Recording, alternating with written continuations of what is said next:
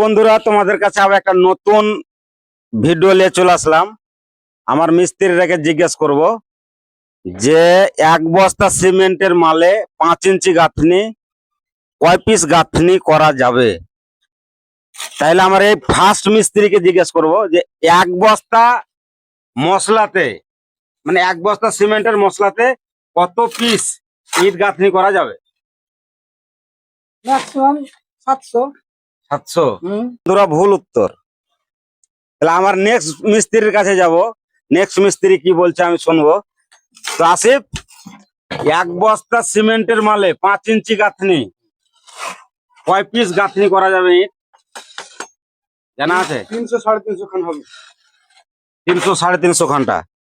তো যাই হোক বন্ধুরা, দুটা মিস্ত্রিতে দু রকম ভাবে বলেছে। একজনা বলেছে 600 700 আর একজনা বলেছে 3.5। আমার মিস্ত্রি দুটাকে বললাম, তো দু রকম ভাবে উত্তর দিল। তো কোনটা সঠিক তোমরা কমেন্টে জানাও।